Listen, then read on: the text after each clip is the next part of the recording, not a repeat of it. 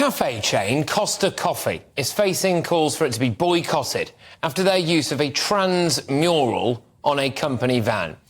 The advert portrays a cartoon surfer drinking from a cup with two visible scars indicating that they have had a double mastectomy, which is, of course, what plenty of people call top surgery, I think it is, if you want to, quotes-unquote, change gender. Costa says that the image celebrates inclusivity. Let's leave it on the screen for a sec. I mean, it is really celebrating inclusivity, isn't it? You've got a trans person there with the mastectomy scars, bright blue hair.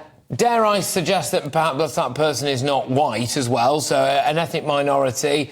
It's hard for me to think unless they slapped a wheelchair on there, which maybe they have. We can't see the legs. Maybe if they slapped a wheelchair on there, that would be the most. No wheelchair, unfortunately. That'll be the next round, won't it? Anyway, but some activists think the mural, which was created for Pride last year, promotes the surgery, which involves the removal of breast tissue to generate a masculine chest contour.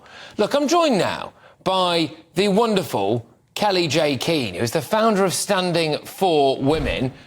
Kelly, thank you. Should we boycott Costa Coffee?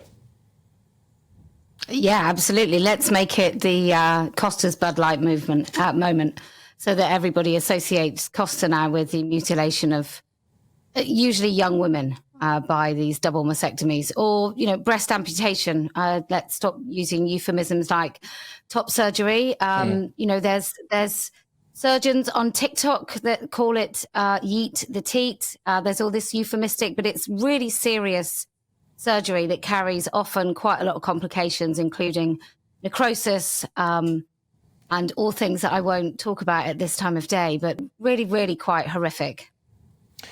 No, and do you think that it is a push to normalise, would you say, the kind of very drastic surgery that can go alongside people who feel as though that they may be born into the wrong body? My argument, I suppose, would be that is it helping to perpetuate a mental illness? Well, I think it is. Look, I don't remember Costa Coffee putting up pictures of kids with loads of scarring all over their arms to promote self-harm, like cutting, or skeletal images of women to promote anorexia. So as far as I'm concerned, this is the same. This is opting out of womanhood, which actually many of these young women find to their cost that you really, really can't do that. Additionally, Costa in the last few years has come into the news for a different sort of war on breasts, and that's telling a woman in one shop to cover up when she was breastfeeding, asking another to leave in a different Costa because she was breastfeeding her child before she'd actually purchased her coffee, and then another woman being told to go and use the toilets instead of breastfeeding actually in the cafe. So they've for a long time not liked breasts very much. So I guess this is the final and logical conclusion of their activism against women's breasts. I'm just going to raise another point here, and it's come through to me in an email. Again, I won't name you, but actually it moved me quite a lot, this email. They say, I had to have a mastectomy a few years ago because of breast cancer. Whilst I am thankful that the operation was a success, I do look in the mirror at times and feel sad looking at the scars. If women want to have their healthy breasts removed to make them look like men, it's up to them. But it saddens and angers me that Costa are celebrating it. And it's one thing to sit here and talk about the trans stuff. It's one thing to sit here and talk about virtue signalling.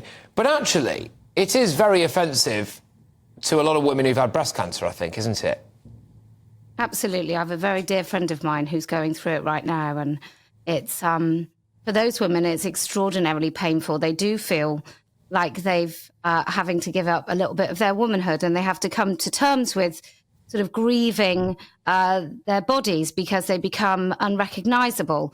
And to promote it and celebrate it as if it's some sort of brave and courageous journey, as opposed to a journey into never-ending self-loathing, I think absolutely it's a real insult to women who, through no fault of their own, have ended up having to have their breasts removed. 100%. Patrick. They shouldn't have to walk down the street and look at that kind of stuff. And for what as well?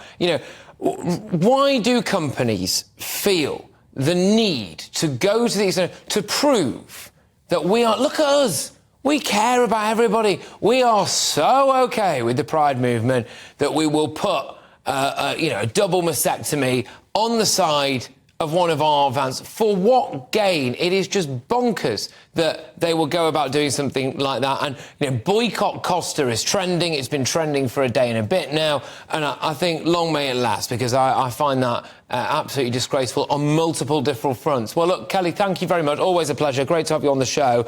It's the founder of Standing for Women, Kellie-Jay Keen, and we covered a lot of different bases there. There is the general gender issue to it. There's the virtue signalling element. There is also, and I'm very grateful for that email that you sent in. Thank you very much. And I'm glad that the operation was a success, as major as it was, about the issue of women who have gone through breast cancer, who are now having this paraded in front of them as though this is a great thing, like a trophy almost. And I think that's really, really distasteful, actually.